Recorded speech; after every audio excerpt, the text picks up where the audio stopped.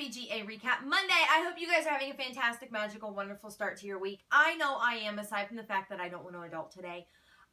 It's just starting another week. I have to work today. I have to go to the bank today. I have to go to the post office. I have to pay bills. I have to go to the grocery store. I am just losing my mind. Like, it's just another typical day in my crazy, chaotic paradise. I mean, I still love my job, don't get me wrong. I absolutely love it. I think this week's going to be a lot better than last week. God, it has to be.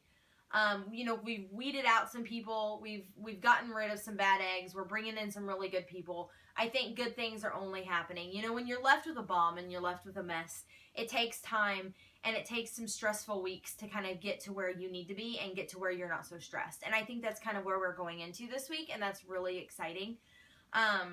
You know, the other managers and I, you know, have really made some decisions in the last couple of weeks, like, that are gonna really, I think, improve our store and improve us. You know, people just say, we used to fold sweaters for a living. No. Like, I wish that's what I did. There's so much more, or it's just a clothing store. No, I wish it was just a clothing store. There's so much more that goes into it. You know, there's so many numbers that I have to crunch and so many freaking goals that we have to meet and so many things that we have to do in just a day that doesn't always get done. And then you have corporate coming down on you and you have emails being sent saying, what's going on? Why aren't you doing this? What are you doing here?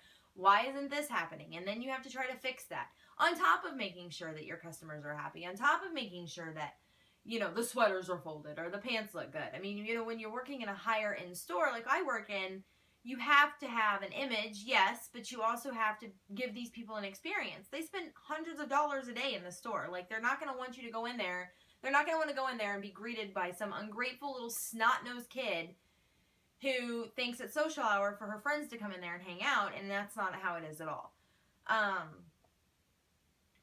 You know, at the end of the day, it's a business, and we have to run the business, and we have to create an environment and then create an experience for people. And so it's so much more than just folding sweaters or just a clothing store. And to some people, it's not, but to me, it is. And it's, I mean, part of my livelihood. It pays my bills, and it helps me stay comfortable, and it helps me be able to help out those I love and care about, and take care of those that mean the most to me. And by God, I'm going to do everything I can to make it successful and give me the best, you know, chance for success within that environment. And it's just a lot. But we are not here to talk about my crazy work life or my crazy adult life. We are here for GA Recap Monday, where I recap the newest episode of Ghost Adventures. And this week, oh my God, the guys were in Soledad, California at the Los Coches Adobe. Oh, hell. This place is insanely freaking haunted. It was built in 1842 and constructed originally as a private residence. It was then transformed as a stagecoach before being turned into this, like, sadistic brothel that was run by this crazy train of a woman who would, like, lure these men in there and slit their throat and take their money and then throw their bodies down a well, because that's hot. And this place is so haunted, the mayor won't go in it. The city workers that, like, overlook the place won't go in it. Like, as a matter of fact, they even backed out of the interview that they were supposed to do with Zach, to the point where he had to, like, persuade them to come back. Finally, they show up, but they don't want to be on camera. So they, like, agree to do the interviews off camera and just do the voice interviews. And everyone who's ever been there has had something follow them home. There's, like, tons of shadow figures. It's just cray-cray. I knew it was going to be absolutely insane. I didn't know it was going to be as insane as it was, but it was just, oh my God. But prior to lockdown, the night before lockdown, the guys went out to this place called Old Stage Road, where a lot of gang activity takes place. A lot of people have been killed. Recently, there's been a couple of murders out there. There's been some paranormal activity out there. They meet up with this couple who's investigated out there, and they agree to do kind of like a night before investigation. So Aaron and Jay stay with the couple at this part on Old Stage Road that they've investigated before, where they've seen a shadow figure kind of up on a hill. They set up some REM pods and a camera. Billy and Zach go down the road about 20 miles to another part of the road where a couple of murders had just taken place. And what happens to them down there just makes me laugh. Because they have, like, a thermal cam, like a night vision, like a thermal camera. that Zach's kind of scanning the road with, and it can pick up heat elements, and that's how you, or cold elements, and that's how you kind of know what you're experiencing. While they're driving down this road, a car comes at them and flashes their lights on and off. When there's a lot of gang violence, that means that, like, you're going to be killed or, like, someone's being, it was just a mess. So then they get to this certain part of the road and they see something laying on the road, like, or laying on the side of the road, and they freak the F out. They're like, because it's pulling off heat. Like, they don't know if it's a body, they don't know if it's a dead animal, but they're not getting out of the car to freaking find out.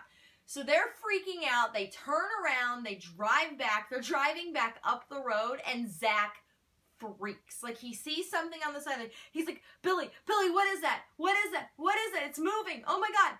Billy is crying. He's laughing so hard because it's a cow. There's a cow on the side of the road.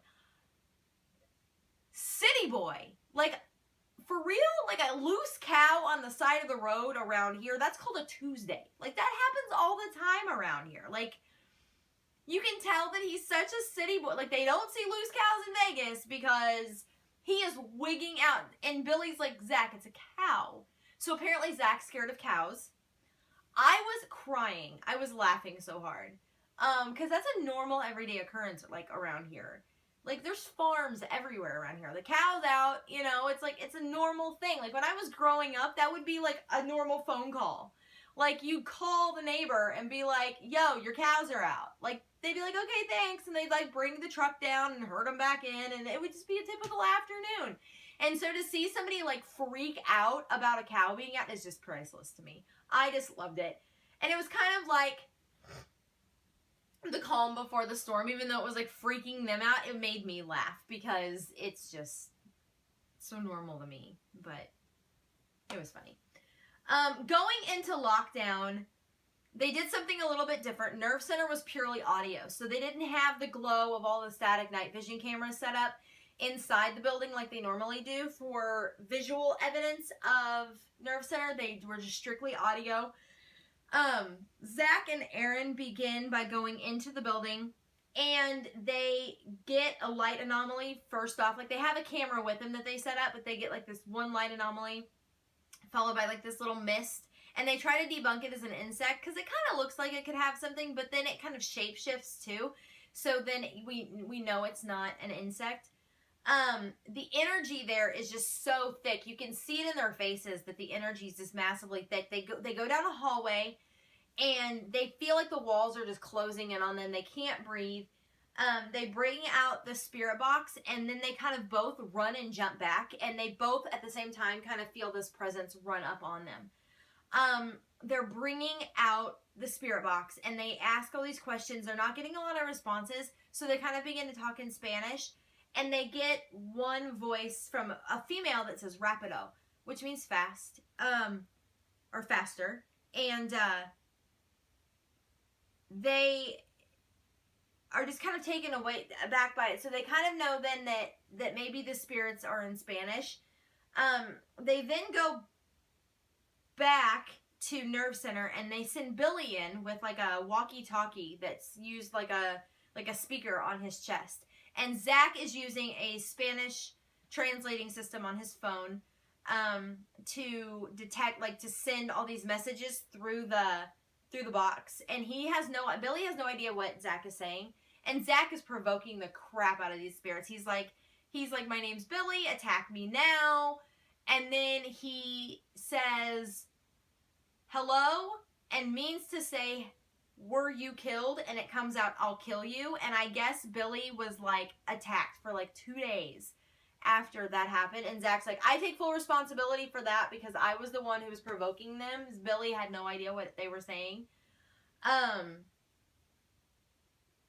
They all kind of get touched. They all have crazy experiences.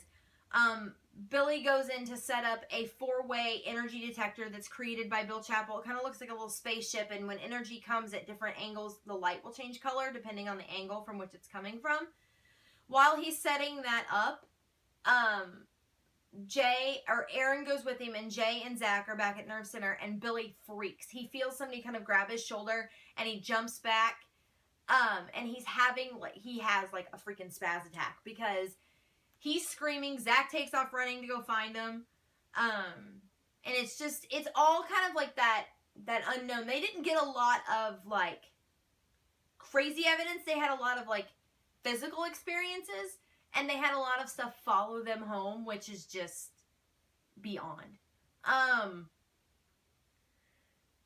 Excuse me. You're getting it. It's raw. I'm tired. They end lockdown by sending Jay into this building with nothing but a digital recorder and a camera strapped to his chest that he can't see. So, like, we can't see with the naked eye, but we can see what he's seeing. Hell no. After what I had just seen, I would not do it. And they gave Jay the chance to back out. They're like, you don't have to do this. But he did it anyway. And he could not see. He was literally going just by feeling. I couldn't do it. He had somebody run up on him. And then he heard footsteps and he was just disoriented. Finally, they go to get him because they don't hear him moving anymore. And Jay is literally sitting like on the floor like this. Just dead silent. Like there's no emotion in him. And he's just kind of sitting there. And he's like, when did you guys get in here? And they're like, he's like, just now. And they're like, what's wrong with you, dude? Like, they were like, get him out of there. They all had experiences go home with them. They all had attachments. Everything from bangs on the walls. They had night terrors. They had horrible dreams, which all coincides with what has happened to everybody who's ever been there before. This place is no joke. There's something really dark there, and it's really evil, and it does not want you there. And it will make sure that you don't come back. Most of these places are on my bucket list. Like, I would love to go and see them. This one, however, is not. I have no desire, after what I've seen, to go there. I have no desire to even mess with that. I think you have to know when there's a line in the paranormal. One thing that really did occur that was really cool, that kind of broke the barrier of paranormal research a little bit, is that scientists don't want to mark the paranormal as a scientific thing because you can't do an experiment. For it to be scientifically proven theory, you have to be able to repeat the experiment. The guys kind of made history in this episode when they get the lady in the spirit box that says Rapido, because when Billy goes in, so Zach and Aaron get it in the spirit box. When Billy goes in, he gets the same voice and it's the same person. So two different people at two different times simultaneously get the same piece of evidence. That is something that scientists say that you can't do in the paranormal, and that has just disproven their theory, which is huge for the paranormal world. I think that the GAC above all is that one paranormal investigation team who are working so hard to scientifically prove the paranormal. And that right there has just brought them one step closer. And I thought that was really, really awesome. So overall, this episode, again, was amazing. They are continuing with the scary factor. They're continuing with the creep out factor. I can't wait for next week. It just makes me so excited. And as we creep into October, we are slowly getting closer to Halloween, which is my all-time favorite holiday, which means that we get not 1 but 2 hours of Ghost Adventures, as they always do their 2-hour Halloween special. I'm so excited. But that is all I have for GA Recap Monday this week. I will be back tomorrow for GAQA Tuesday, where I answer all of your your Ghost Adventures related questions that you guys ask me all up on the Facebook page. God, I'm tired. Until then, stay happy, stay healthy, much love and happiness. Have a great Monday.